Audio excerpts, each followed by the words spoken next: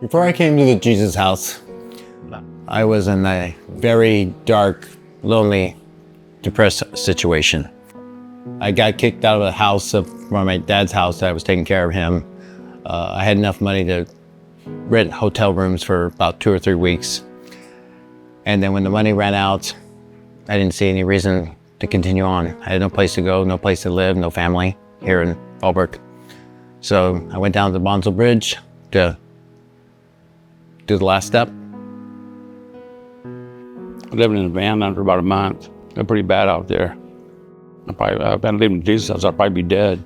I slept with one eye open all the time. You get killed, I'd be down. All I had was a big backpack, and I slept on top of that with my head, and sleeping on the side of a wall of a big building. It was kind of tough. You know, sometimes we didn't eat, and there was times that people bought us food and brought it to us. They were nice people. I lived in a tent a few miles away, but I was just in a place in my life where I didn't have opportunity anymore. I just lost everything.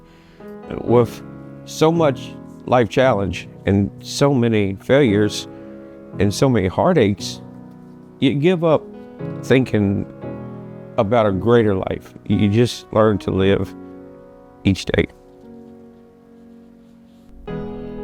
Hi everyone, my name is Blaine Weiss. This is my wife Bonnie, and along with Brad Fox, we run the Jesus House.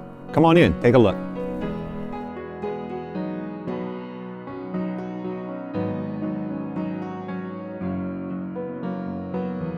First of all, I got a place over my head, secure place.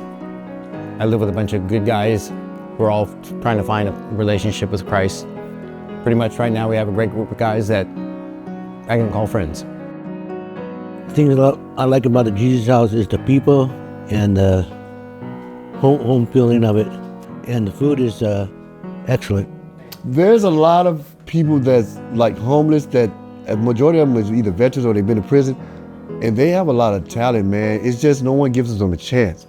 Like here, this person gives them a chance. I don't mean to be emotional, man. This is really not me, but I'm just speaking the real, bro. It's amazing, man. Being in this house, the Jesus House is basically a filter. For me, it's like a filter for life.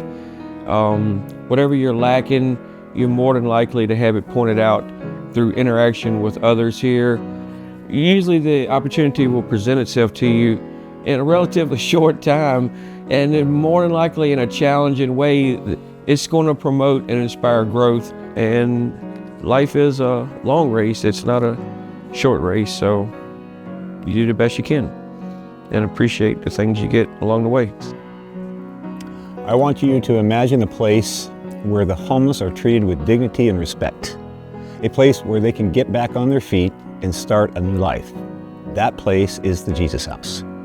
The Jesus House is a transitional home for homeless men that provides them with food, shelter, medical care, and support services. It's a place where they can heal, they can learn new skills and find new jobs. Now imagine a place where homeless women and children can find that same support. With the cooperation of the Hope Clinic for Women, our goal is to purchase a new house, mortgage-free, for women and children to be able to find safety and support. Well, our typical client is 18 to 24 years old.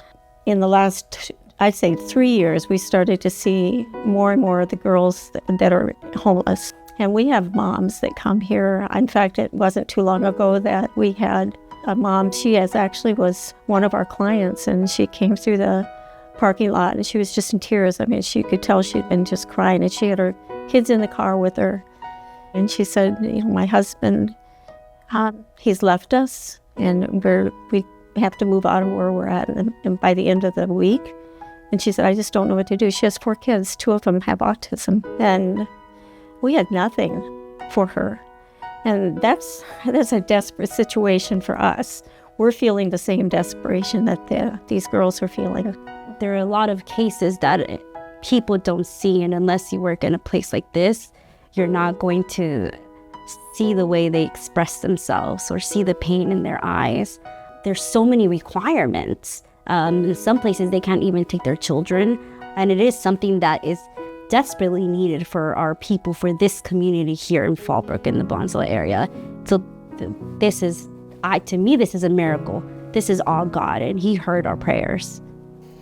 Imagine a mother trying to sleep on a park bench with their young child shivering in the cold. Imagine a child going hungry because their mother doesn't have a job. Imagine family torn apart by homelessness. This new house can help families like these. With your donation, we can open the doors to a new home and provide women and children with the support they need to rebuild their lives. In order to accomplish our vision, we have two options. One, we can raise $1.8 million to buy out the home, or the owner has given us the option to lease it to own for $12,000 a month. This house is completely furnished, all the way down to the silverware.